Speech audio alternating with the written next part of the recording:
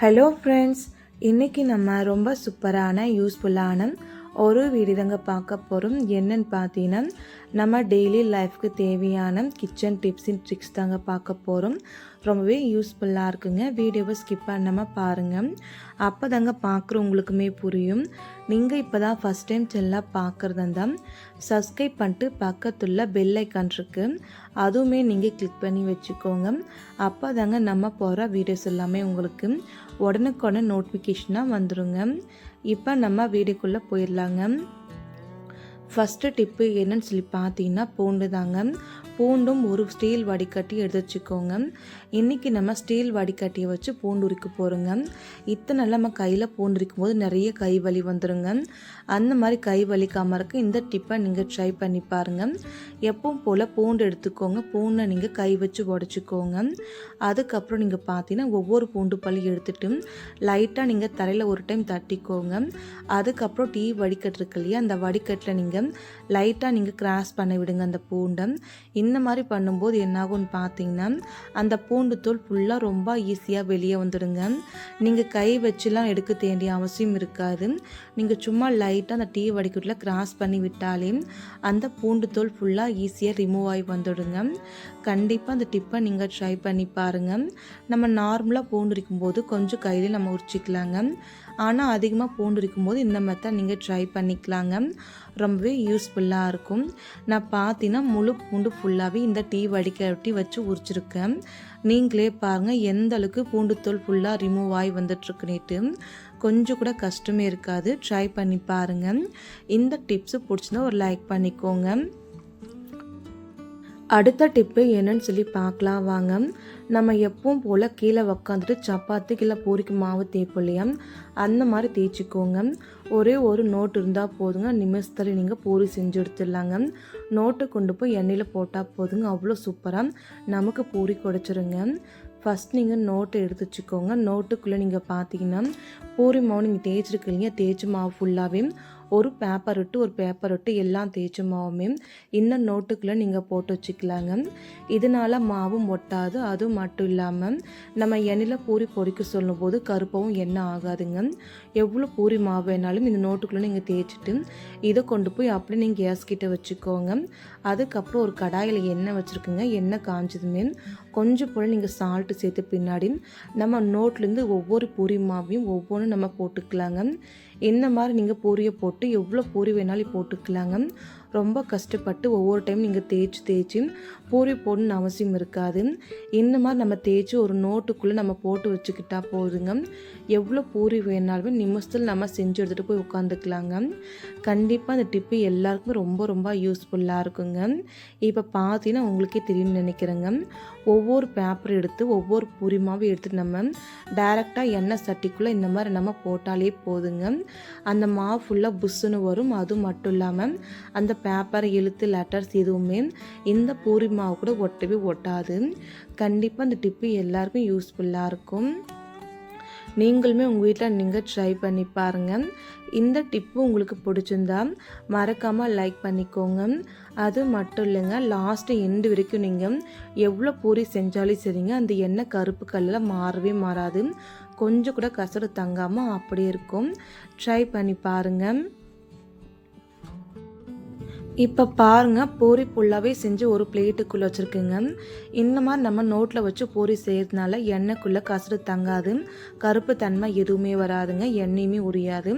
கண்டிப்பாக ட்ரை பண்ணி பாருங்கள். இந்த டிப்ஸை பிடிச்சினா ஒரு லைக் பண்ணிக்கோங்க. அடுத்த டிப்பு என்னன்னு சொல்லி பார்த்தீங்கன்னா, ஒரு வாட்டர் பாட்டில் எடுத்து வச்சுக்கோங்க.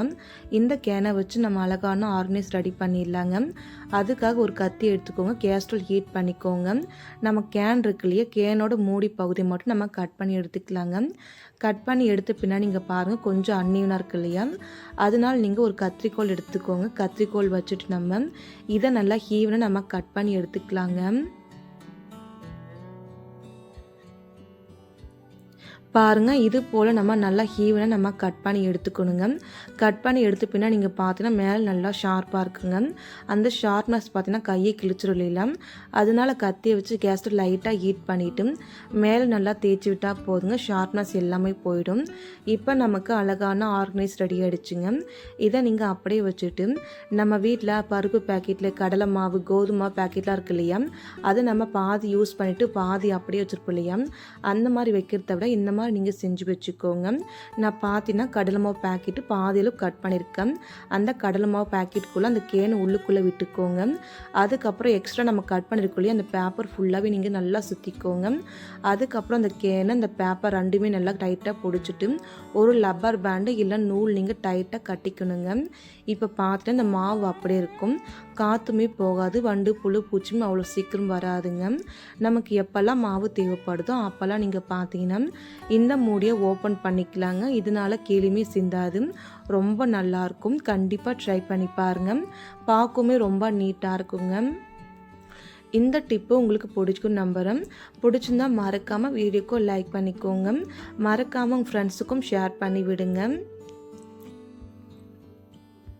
அடுத்த டிப்பு என்னன்னு சொல்லி பார்க்கலாம் வாங்க. உங்கள் வீட்டில் வேஸ்ட்டான ஒரு பிளாஸ்டிக் பாக்ஸ் தான் எடுத்து வச்சுக்கோங்க. இந்த பாக்ஸை வச்சு நம்ம அழகான ஆர்கனைஸ் ரெடி பண்ணிடலாங்க. அதுவும் நம்ம வீட்டில் இருக்கிற பொருளை மட்டும் வச்சு எந்த வித செலவும் இல்லாமல். ஃபஸ்ட் நீங்கள் ஒரு கம்பி எடுத்துக்கோங்க. கம்பி எடுத்து கேஸ் ஸ்டவ் நல்லா ஹீட் பண்ணிக்கோங்க. ஹீட் பண்ணிட்டு நீங்கள் பார்த்தீங்கன்னா அந்த டப்பா உள்ளுக்குள்ளே சைடு ஃபுல்லாக நீங்கள் ஓட்டை போட்டுக்கணுங்க. அந்த சென்ட்ரல் மட்டும் விட்டுட்டு சைடு ஃபுல்லாக நீங்கள் ஓட்டை போட்டுக்கணுங்க. கொஞ்சம் தள்ளி தள்ளி நீங்கள் ஓட்டை போட்டுக்கோங்க. இப்போ பாருங்கள், நமக்கு அழகான ஆர்கனைசர் ரெடி ஆகிடுச்சுங்க. இந்த கம்பியை நம்ம சைடில் வச்சுக்கலாங்க. அடுத்தா நீங்கள் பார்த்தீங்கன்னா வாட்டர் கேன் இருக்கு இல்லையா, அதோட மூடியை நீங்கள் எடுத்துக்கோங்க. அடுத்தா நீங்கள் பார்த்தீங்கன்னா டபுள் டேப் அப்படின்னா கம் எடுத்துக்கோங்க. நான் பார்த்தீங்கன்னா கம் எடுக்கலைங்க, டபுள் டேப் எடுத்துக்கிறேன். டபுள் டேப் வச்சு நம்ம கட் பண்ணிக்கலாங்க.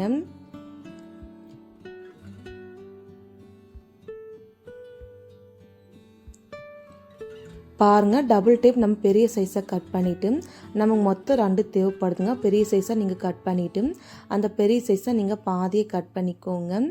கட் பண்ணி முடிச்ச பின்னா நீங்கள் பார்த்தீங்கன்னா அந்த 2 ஸ்டிக்கருமே கையிலே வச்சுக்கோங்க. கையில் வச்சுட்டு அந்த கேன் பாட்டில் மூடி இருக்கு இல்லையா, அதை நீங்கள் எடுத்துக்கோங்க. அந்த மூடி நம்ம உள்ளுக்குள்ளே ஒட்டிக்கலாங்க. அந்த மூடி உள்ளுக்குள்ளே ஒன்றும் சைடில் ஒன்றும் நம்ம ஒட்டிக்கணுங்க. பாருங்கள், மேல் பக்கம் ஒன்று, அது உள் சைடு ஒரு ஸ்டிக்கர். இந்த மாதிரி நீங்கள் நல்லா டைட்டாக ஒட்டிக்கணுங்க. நல்லா நீங்கள் டைட்டாக ஒட்டி விட்ட பின்னாடி அந்த மேலே இருக்கிற ஸ்டிக்கர் ஃபுல்லாக நீங்கள் ரிமூவ் பண்ணிக்கோங்க. ரிமூவ் பண்ணி விட்ட பின்னாடி நீங்கள் பார்த்தீங்கன்னா இந்த டப்பா இருக்கு இல்லையா, இந்த டப்பாவோட பேக் சைடில் கரெக்டாக நீங்கள் சென்ட்ரு பார்த்து ஒட்டிக்கோங்க. சென்ட்ரு பார்த்து நல்லா ஓட்டிட்டு கை வச்சு லைட்டாக நீங்கள் ப்ரெஸ் பண்ணி விட்டுக்கோங்க. இப்போ நமக்கு நல்லா டைட்டாக பிடிச்சிருக்குங்க. அதுக்கப்புறம் நீங்கள் மேலே இருக்கிற நீங்கள் ஸ்டிக்கர் ரிமூவ் பண்ணிவிட்டு இதை கொண்டு போய் நம்ம சிங்க்குள்ளே ஒட்டிக்கலாங்க. சிங்க்கு கிட்ட பார்த்தீங்கன்னா கொஞ்சம் கூட ஈரம் இல்லாமல் இடத்துல ஒட்டி வச்சுக்கோங்க.